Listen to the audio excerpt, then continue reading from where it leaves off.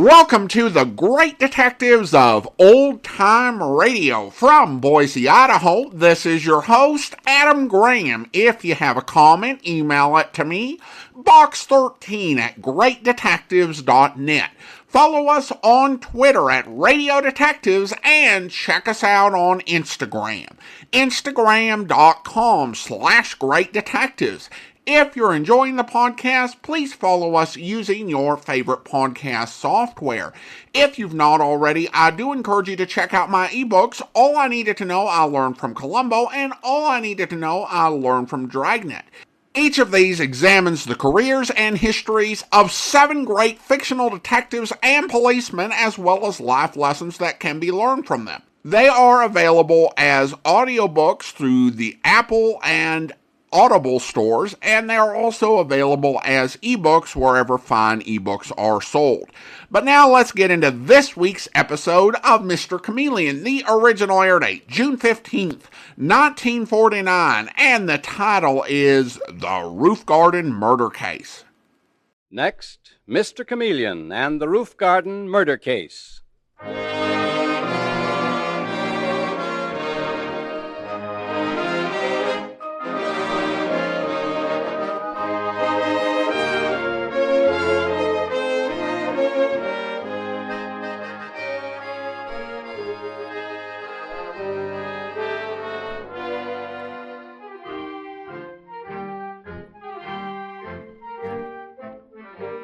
Tonight we again present the famous Mr. Chameleon of Central Headquarters in his most famous cases of crime and murder, brought to you by the makers of genuine Bayer aspirin. Mr. Chameleon, as you all know, is the famous and dreaded detective of Central Police Headquarters who frequently uses a disguise or impersonation to confuse the criminals he is tracking down. In tonight's case, he appears in a particularly interesting disguise, which the audience will at all times recognize. Tonight we give you Mr. Chameleon in The Roof Garden Murder Case.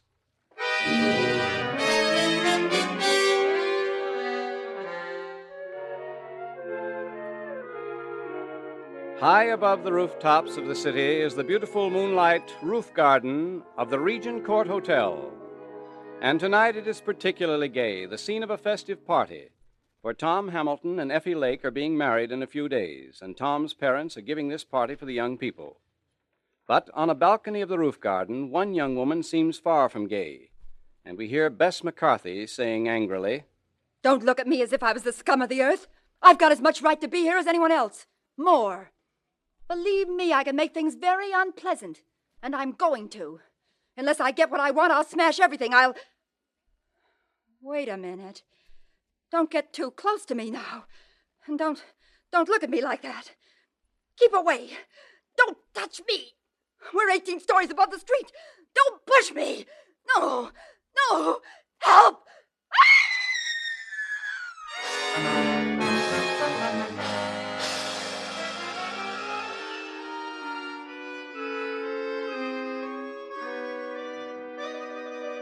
And a short time later, in the office of the Commissioner of Police, we see the astute and dreaded detective, Mr. Chameleon, and he is saying, "What's up, Commissioner?" I want you to look at the body of a girl that was just brought in, Chameleon. All right, let's go. What happened to her? Murdered? I'll tell you on our way downstairs. Sure. Well, what happened to her, Commissioner? How was she killed? She went down 18 stories from the roof of the Regent Court moonlight roof. The question is, did she jump, fall, or... Or was she pushed over? Is that it, Commissioner? Here we are now, Chameleon. Have a look at her and then tell me if you think what I think. Here's the body. Horrible sight, Commissioner. Horrible. Red hair, emerald green evening gown. Oh, I see why you're suspicious, Commissioner. Battered as her body is, it's evident this poor girl put up a struggle before she went over the side. Well, I'll say now she was murdered. I've sent Detective Sergeant Dave Arnold to the Regent Court with orders to hold the people who had rented the roof garden tonight for a private party. People named Hamilton and their guests. Until you get out there, Chameleon. I'll go out there right away, Commissioner. See you later. Bye.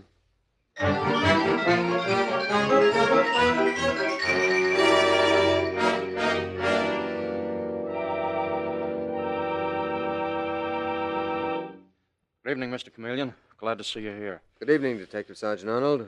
Commissioner said you were holding all the people who were here at the time of the murder.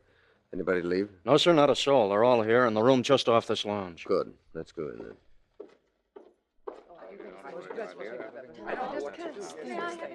I'm Chameleon of Central Police Headquarters. Which one of you is Mr. Hamilton? I am Mr. Chameleon, Arnold Hamilton, and this is my wife. How do you do? How do you do? The first question I have is, what is the name of the girl who met her death here tonight by going off the roof? That's the strange part of it, Mr. Chameleon. Strange, Mrs. Hamilton? None of us, that is, my husband and my son and myself, know who the girl was. You do not know? That's right, Mr. Chameleon. We have no idea who she was. Yes, Mr. Chameleon, that's it. Several times tonight, my wife and I noticed a girl whom we knew we hadn't invited to our party. And we wondered how she'd gotten in. The next thing we heard, that dreadful scream as she jumped off the roof. She evidently got in here past the waiter at the door, deliberately to get to the roof's edge and commit suicide. She did not commit suicide. She was murdered. What? Somebody threw her off the roof, to the pavement, 18 stories below. That is what happened. Murder. Cold. Terrible. Murdered? Murdered? No, you can't be right, Mr. Chameleon. The police have definite evidence she was murdered, Mrs. Hamilton. There's no question of it. Now, Mr. Hamilton. Oh, but this is all incredible, Mr. Chameleon. Murder often is at the beginning, Mr. Hamilton, but rarely at the end. Tell me, did any of your guests bring the murdered girl here tonight? Nobody saw her come in. How she got here, nobody knows. I'm sure that somebody brought her, or someone of your guests knows her, Mrs. Hamilton, and I am equally sure that... I may interrupt, Mr. Chameleon. Effie, dear, I'd not get into this if I were you. I'm sure you didn't know that girl. Well, Mr. Chameleon, this is Effie Lake, my son Tom's fiancée. You're the coal mine heiress, Effie Lake. I thought I recognized you from your pictures. Yes, Mr. Chameleon. And the party tonight was given by my future father and mother-in-law, Mr. and Mrs. Hamilton, for Tom and me. We're to be married next Saturday. And you were about to say, Miss Effie, that you knew the girl who was killed here tonight. No, Mr. Chameleon, I didn't know her. I'd never seen her in my life. Tell me what you were about to say when Mr. Hamilton stopped you, Effie. What was it? I was going to say that I saw that girl come in with Tony Muir. And Tom saw him too, Mr. Chameleon. We both wondered who she was and why Tony should be bringing a strange girl when his wife no more than left for Europe. I couldn't understand. Where is this Tony Muir? Is he here now? That's Tony over there with the dark hair. He's with Tom at that table in the corner. Oh, I go over and talk to him. I'll take you over to them, Mr. Chameleon. No, Effie, I'll introduce Mr. Chameleon. Thank you, Mr. Hamilton. I shall go alone. Policemen do not require introductions, you know. Detective Sergeant Arnold? Here I am, Mr. Chameleon. Dave, I've scribbled off this note to the commissioner. Send one of the boys to headquarters with it right away. You got a lead, Mr. Chameleon? No, Dave, it's just a hunch. There's a bit of information I think the commissioner can get for me. Hurry along and come back here. I'll be talking to Tony Muir and Tom Hamilton in the meanwhile.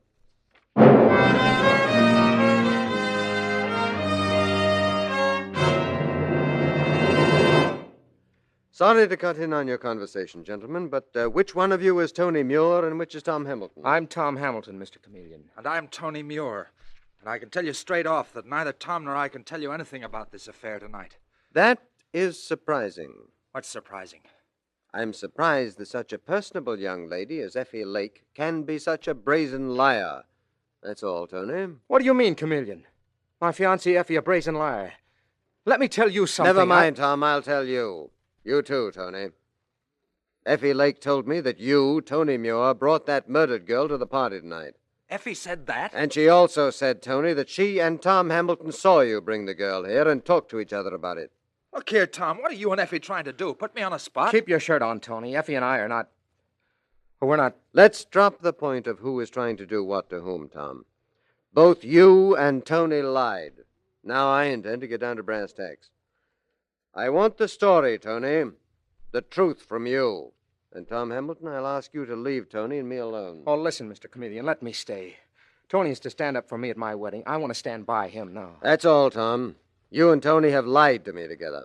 Now I'm going to give you the chance to tell me the truth separately. But I Come along, Tony. Let's step into the next room. All right, Mr. Chameleon.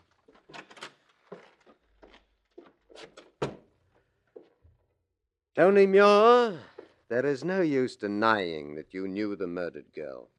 Effie Lake says you brought her to the party.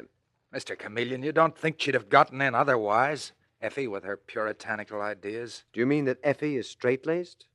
It's odd in the year 1949. She's like a page out of a Victorian love story, if you ask me. She and Bess were worlds apart. So the dead girl's name was Bess. Bess what? Bess McCarthy. And what was she to you? Answer me, Tony. Nothing. She was nothing, the scum of the earth. Yet you brought her here with you. Why'd you do that? She made me bring her. How could she make you, Tony? Incidentally, I understand that your wife sailed for Europe day before yesterday. Yes? What about it? Less than a week before your best friend's wedding. Yes? In other words, your wife left you because of this girl who has just been murdered. Mr. Chameleon, Tony Muir, I want the truth from you. Now, your wife left you because of this Bess McCarthy. Do you want me to put through a call to your wife on shipboard? No, please leave her out of it. I love her. But this Bess McCarthy had something on you. Yes, she did. She scraped up an acquaintance with me at a nightclub. I'd had too much to drink. It was just one of those things. She got me in a spot where she was able to blackmail me. My wife found out about it. You must have hated this Bess McCarthy. Yes, I did. I mean... You mean you hated her enough to kill her? No, And Mr. Chameleon, there's another angle, too. Bess insisted on coming here to the party tonight. She insisted. I tried to get her out of it. I told her I wouldn't bring her. But this morning, she suddenly turned up at my apartment, and she said to me... Tony, I won't take no for an answer. You're taking me to the Hamilton party tonight. Now listen, Bess, be reasonable. Tom Hamilton's my friend, and so's Effie Lake. What sort of a crack is that? You think I'm not good enough to go. You've always treated me like dirt. But you'd only be bored. Believe me, Bess. Why do you want to go? Curiosity? I'm just a little country girl from Clarksville, Idaho. This should be quite a party. And I've got good reasons for wanting to be there. What reasons? You'll find out. And you're taking me, Tony, or I really will bust up things between you and your wife. So you see, Mr. Chameleon, Bess McCarthy had some reason for wanting to come. Some reason which had nothing to do with me. What could that reason be, Tony Muir? I have no idea, but it had nothing to do with me. You're frightened, aren't you? You're getting panic-stricken because you had a motive for killing that girl. Listen to me, Mr. Chameleon. I shouldn't say this, but I saw Bess on the balcony before she was thrown over. And I think Tom was with her. Tom Hamilton? Yes. And just before that, there was a woman with Bess. A woman in a white dress. Oh, I know what you're thinking. You're thinking I'm a rat trying to save my own skin by involving Tom. Mr. Chameleon, I'm telling the truth. And you wanted the truth from me, didn't you?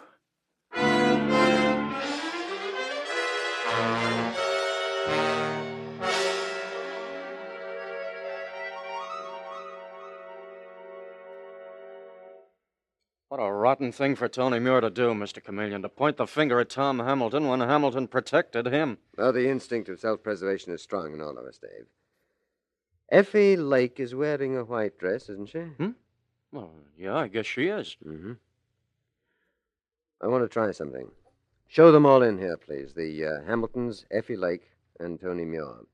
Then send a wire to the sheriff at Clarksville, Idaho. Tell him that I want information on a girl named Bess McCarthy. Okay, Mr. Chameleon. I'll send the others right in. A white dress, and a high railing, and a reason for coming here. Put them all together, and what do they add up to? What do they add up to? Did you want us, Mr. Chameleon? Yes, Mr. Hamilton, Mrs. Hamilton, Effie, and Tom and Tony. Well, you're all here, aren't you? We are. What do you want with us? Mrs. Hamilton, I have a very unpleasant thing to ask of all of you, but I have a reason for asking it. I want you to come to the morgue with me and look at the dead girl's body. What for? Because, Mrs. Hamilton, I have a feeling that she may have been improperly identified. What? Are you, any of you, afraid to look at the murdered girl? No. Certainly not. It's dreadful, but I'll do it if you think it will help, Mr. Chameleon.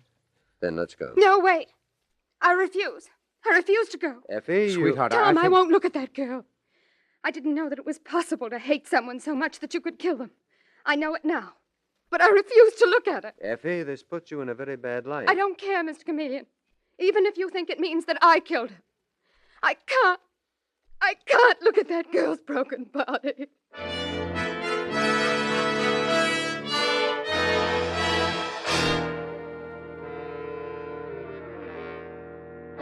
Mr. Chameleon and the roof garden murder case continues in just a moment.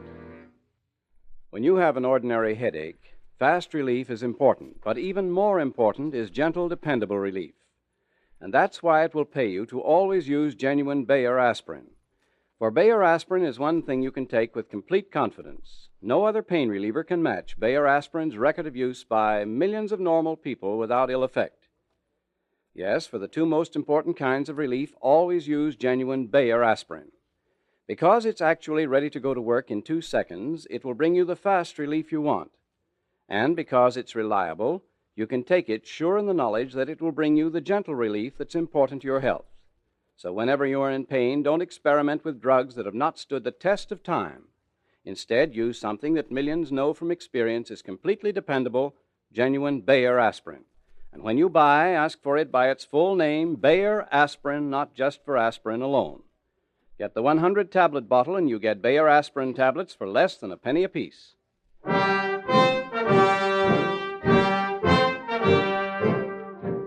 And now, back to Mr. Chameleon and the roof garden murder case. During a gay party to celebrate the approaching marriage of Effie Lake and Tom Hamilton, Bess McCarthy was hurled 18 stories to her death from the roof garden of the Regent Court Hotel. And now, in the morgue, we find Mr. Chameleon, the famous detective, surveying the girl's shrouded and broken body as Tom Hamilton, his mother and father, and Tony Muir enter. Here we are, Mr. Chameleon. Oh, thank you for coming down, Mr. Hamilton. I appreciate how difficult this is for you and your wife. If a thing has to be done, it has to be done, Mr. Chameleon. I agree, Mrs. Hamilton. But some of us don't have the nerve to be able to see things through. Tom, Tony Muir, I want you to look at this girl's body.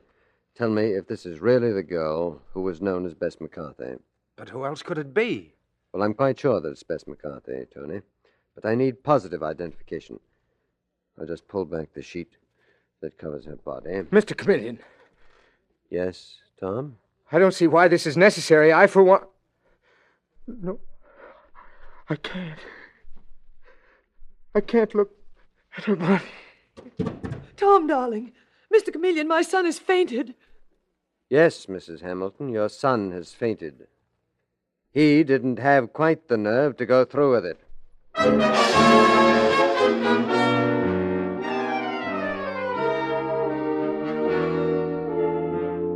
And now, later in Mr. Chameleon's office at Central Headquarters, Mr. Chameleon is talking with the Commissioner of Police, who is saying, Well, Chameleon, I've got 3 of our best men trying to get the information you asked for. And any minute, a long-distance call will come in from the sheriff of Clarksville, Idaho. Good, Commissioner. So far, I'm going strictly on hunch and a vague suspicion. Wish that call would come in, though. What is the delay? Well, the sheriff's wire said he was gathering all the information on Bess McCarthy he could get, and he'd ring us at 10:30. Well, it's almost that now. In the meanwhile, I wish you'd tell me why you pulled all those people into the morgue to view that girl's body. What's the idea? Well, it was a trick on my part. I wanted to see who could take it and who couldn't.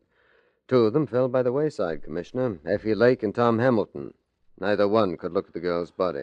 But, Chameleon, it seems impossible that Tom Hamilton and Effie Lake... I know. 2 nice youngsters, good families. Effie Lake in particular seems quite puritanical. In fact, I consider that a definite clue. A definite clue? Yes, Commissioner, I have a theory about this killing, and if I am right, Mr. Chameleon? Yes? A phone call about the murdered girl, Bess McCarthy, is just coming in from the sheriff of Clarksville, Idaho. Good, Dave. Put him on. Hello? This is Chameleon. Glad to meet you, Mr. Chameleon. This is Sheriff Brady, Clarksville, Idaho. Can you hear me? Clear as a bell, Sheriff Brady. Did you get anything on Bess McCarthy? I'd never expected her to get killed in a fancy New York murder. What is her background, Sheriff? 6 years ago, the girl, Bess McCarthy, worked in a short-order restaurant run by a guy named Big Joe Edwards. Gotcha, Sheriff. She kept out passing out the hash until some young fella from the east come through town in a big Cadillac car. I'm following, Sheriff. He had a smash outside town and had to lay up here for a week for repairs. Got to going into the hash house and went sweet on the McCarthy gal. Wonderful. Keep going, Sheriff. I've got an idea. If you got the ID, they got hitched. You're right, Mr. Chameleon. At least they breezed off together saying they were getting married someplace between here and Sioux Falls. What was the boy's name, the boy she married? Well, that's where you got me, Mr. Chameleon. I don't know and I can't find out. You can't find out? The hotel where the young man stayed burned down to the ground. The hotel register burned with it? Right. And so did Big Joe's restaurant, where Bess McCarthy worked, and it was next door. Where is Big Joe Edwards now, Sheriff? I'd like to talk to him. Well, that's where I'm caught again. Big Joe got himself killed off in a fight about a month ago. Oh, that puts me behind the 8 ball, all right. Maybe yes and maybe no, Mr. Chameleon. Well, what do you mean? I mean that Big Joe told me something over a week before he got himself killed, that he'd been up in Sioux Falls and had seen Bess McCarthy up there. Yes, yes. Well, Big Joe said she'd told him she'd been chucked out by the fellow she married, that she found herself on the receiving end of a Mexican divorce that she just found out wouldn't stick. And that she was coming to New York for payoff. Is that it, Sheriff? Sure was, Mr. Chameleon. Say, you were pretty slick, all right. Well, thank you, Sheriff. Now, tell me this. Did Bess McCarthy have any family? No family anybody in this town knows about. Sheriff Brady, you've given me the answer, I hope, to a particularly horrible murder. And the motive as well. Thanks a lot, old man. Goodbye. I heard most of that, Chameleon. Well, what do you think? The young man the murdered girl married, Commissioner, could have been Tony Muir, could have been Tom Hamilton. Mm-hmm. Let's see. Tom and Effie are going through with their wedding on schedule. The wedding rehearsal with Tony Muir as best man is taking place tomorrow afternoon. Well? Suppose Big Joe Edwards' brother showed up at that rehearsal. A voice from the past from Clarksville, Idaho. It might bring interesting results if I went to the rehearsal disguised as Big Joe's brother, Hank, though he probably never had a brother.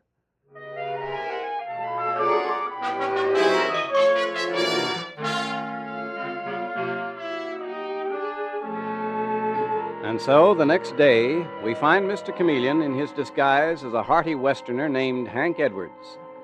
And we follow him as he comes in on the rehearsal for Tom and Effie's wedding party. And Chameleon speaks in the voice of Hank Edwards. Well, it's quite a place. Fanciest one I ever seen. We don't grow 'em this fancy out in Clarksville, Idaho. I beg your pardon. Who are you, and what are you doing here? The name is Edwards. Hank Edwards from Clarksville, Idaho. What's yours? Arnold Hamilton, but I don't understand this intrusion. You're interrupting my son's wedding rehearsal. I know. What's the matter, Mr. Hamilton? Well, I don't quite know, Effie. This intruder here... Intruder, me? Now, wait a minute, partner. I am here because I read about Bessie McCarty's murder. And I understand that you folks are all mixed up in it. Bess McCarthy. Do you know her? Did I know her? My brother, Big Joe, ran the joint where she worked as a waitress. Cute little trick. Run off with some college boy.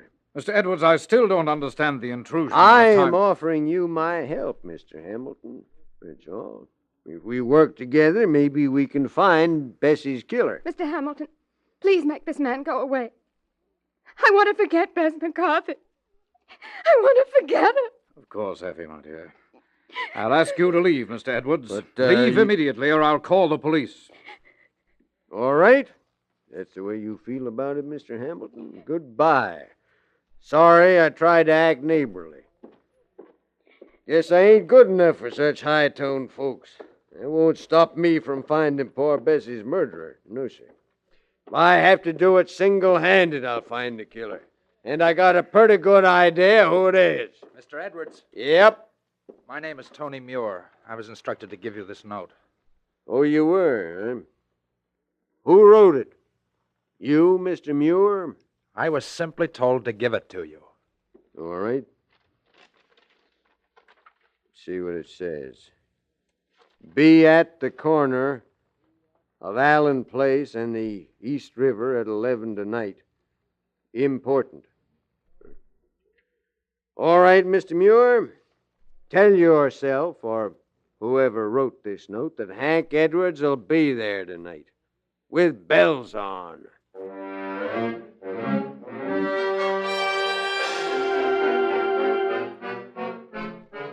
And that night, promptly at 11 o'clock, Mr. Chameleon, no longer in disguise, with Detective Sergeant Dave Arnold, is at the appointed spot, waiting in the darkness at the corner of Allen Place and the river. And Mr. Chameleon is saying, There won't be long now, Dave. The killer will be along with a bribe or a gun or both. Well, they picked a nice, lonely spot. They must have known it was here. Yeah. Here comes a car. He's driving, Mr. Chameleon. Tom Hamilton's driving. Mm-hmm. And here he comes. Keep him covered, Dave.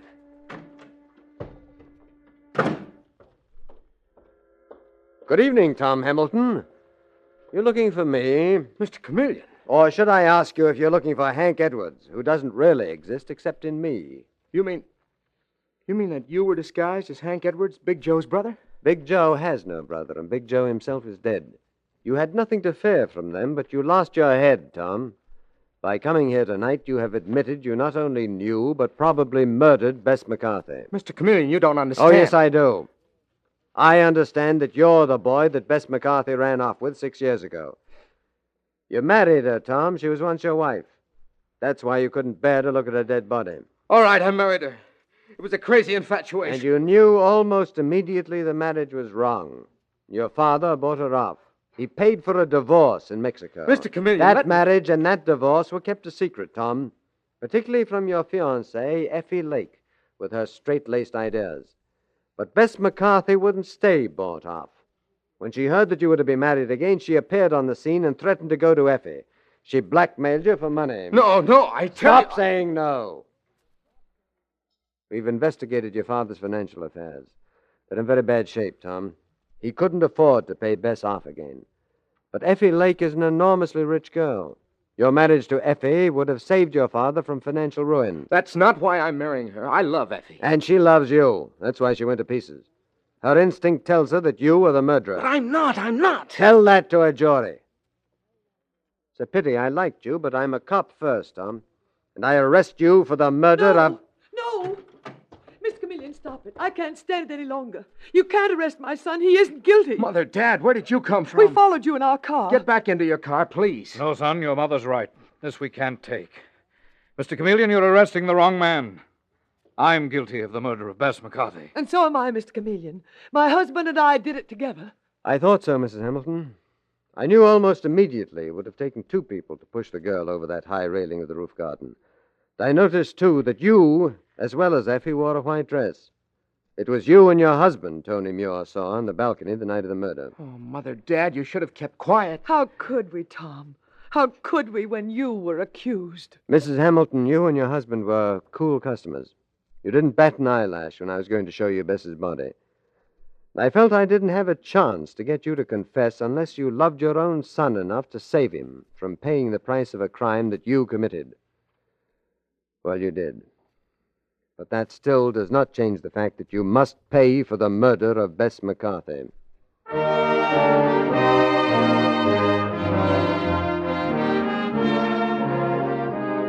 And with these words, Mr. Chameleon concludes tonight's murder case.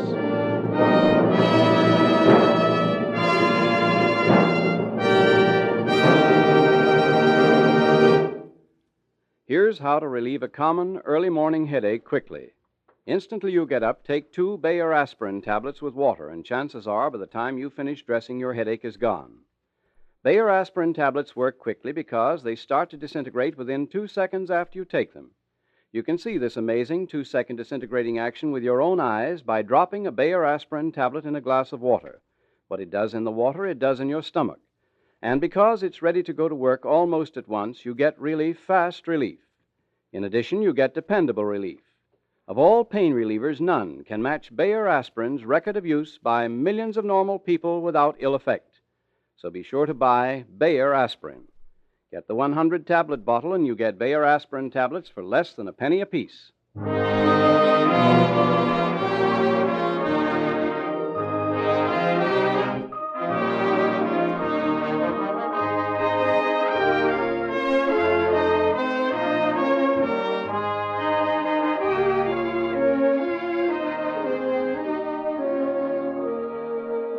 Listen next Wednesday night at this same time for Mr. Chameleon, the man of many faces, in The Bizarre Motive Murder Case.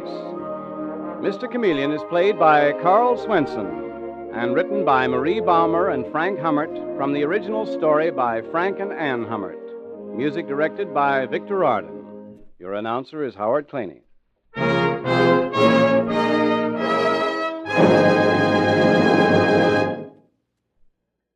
You probably have heard or read about the remarkable discovery that actually cuts down tooth decay.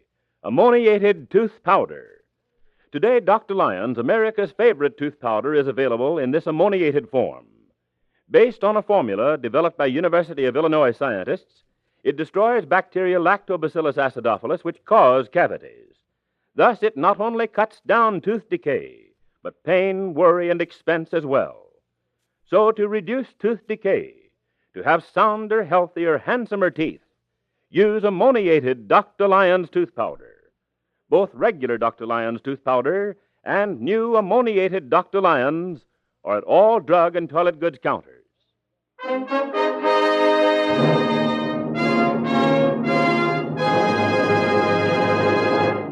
Listen for Mr. Chameleon in The Bizarre Motive Murder Case next Wednesday night at this time. This is CBS, the Columbia Broadcasting System.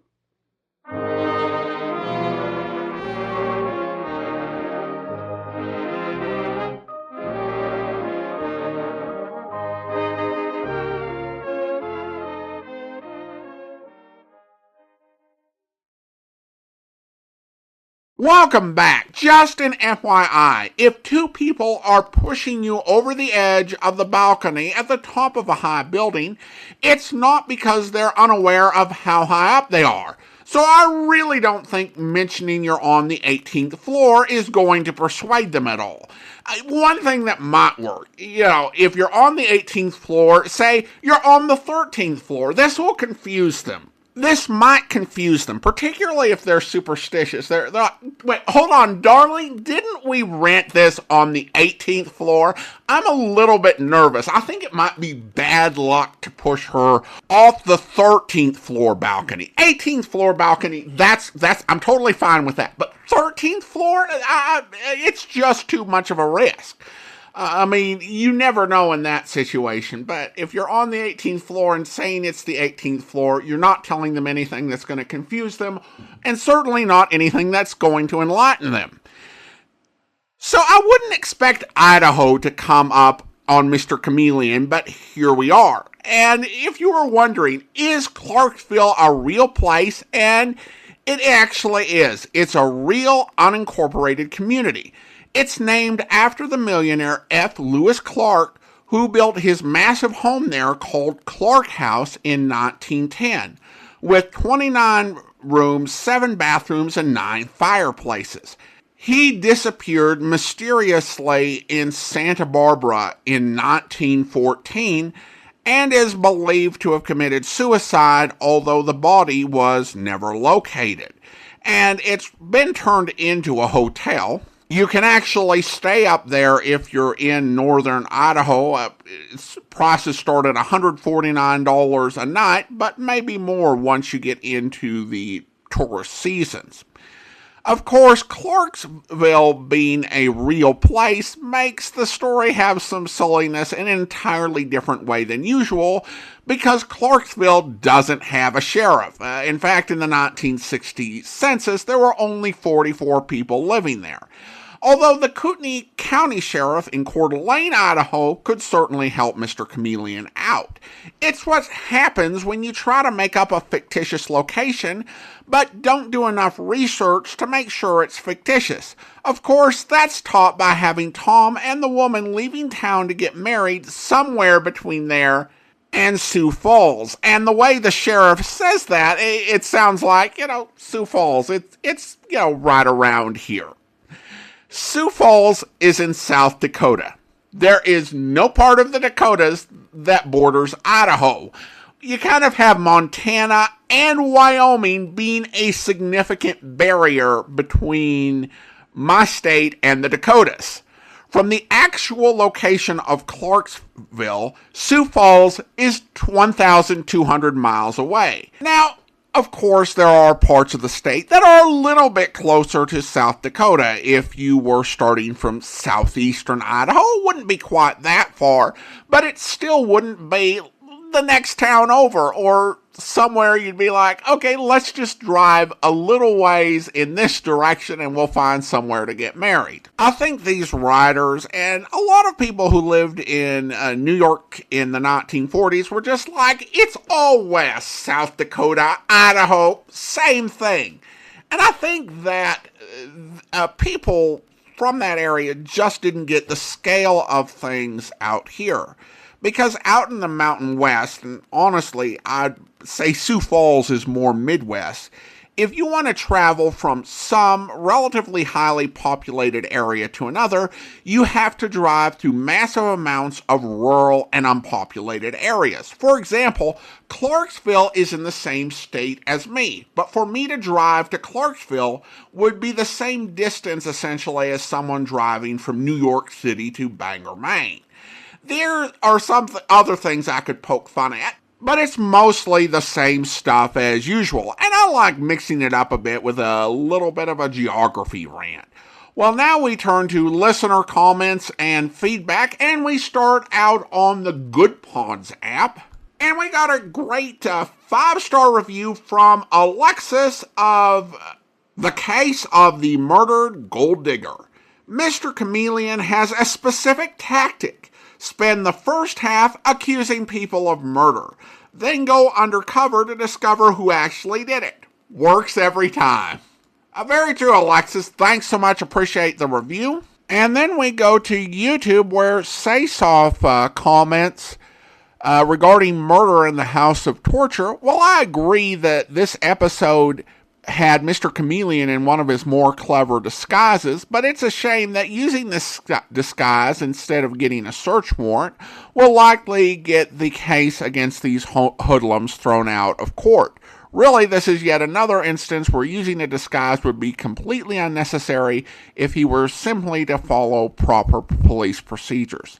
Well, thanks so much. Appreciate the comment, Saysoff. It's an interesting question as to the legalities of the search, because he was allowed into the area but disguised as someone else and not given explicit permission. Now, of course, it should be said that the state of Fourth Amendment law in 1949 is not what it is today, and police officers could get away with things that courts would not tolerate at all today.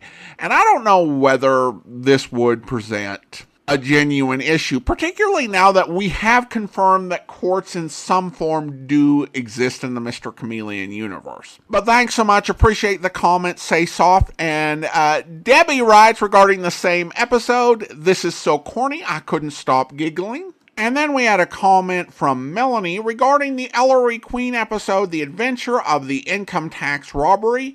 A new Ellery Queen is so exciting. Thanks so much. Well, I appreciate the comment, Melanie. And I was really delighted to find more Ellery Queen, even if it slightly messed up the recording session I had planned. But for 2 additional episodes of Ellery Queen, it's just exciting, because Ellery Queen is such a big name in mysteries, such an institution, that it's a shame that we don't have more. Even with what we've played, we only have 19 episodes of that series, plus we have the Ford Theater recreation, and then we have an Australian episode. But I would always love to have more of these Ellery Queen adventures. Again, thank you so much. Now it's time to thank our Patreon supporter of the day. And I want to thank Maggie, Patreon supporter since January of 2018, currently supporting the podcast at the Seamus level of $4 or more per month. Thank you so much for your support, Maggie. And that will do it for today. If you're enjoying the podcast, please follow us using your favorite podcast software. And be sure to rate and review the podcast wherever you download it from. We will be back next Thursday with another episode of Mr. Chameleon. Next Tuesday, listen for a previously unplayed episode of The Thin Man. And then join us back here tomorrow for yours truly, Johnny Dollar, where... Car that pulled away. What was it? Just a auto, big white Buick. But he tied it in with whoever set the fire. All he said was, I knowed he was the one. Do you know who it was he meant? Well, he told me even if I did know, I should never tell. Even the police. Well, who do you think it was? Break my word to Mr. Arnie? Never, son. All right, look, old man, I'm sorry to have to tell you this. Mr. Arnie's dead. What? But he can't be. He was... You. Huh? Maybe you thought in the darkness I would know you. But I do know you. Oh, now, just a minute, old-timer. If Mr. Arnie's dead, it's because you killed him. What? Just like you set the fires. No, I'm not who you think I am. And I'll kill you. That's what I'll do. Put down that gun. I'll kill you. I hope you'll be with us then. In the meantime, send your comments to box13 at greatdetectives.net. Follow us on Twitter at Radio Detectives and check us out on Instagram, instagram.com/greatdetectives. From Boise, Idaho, this is your host, Adam Graham, signing off.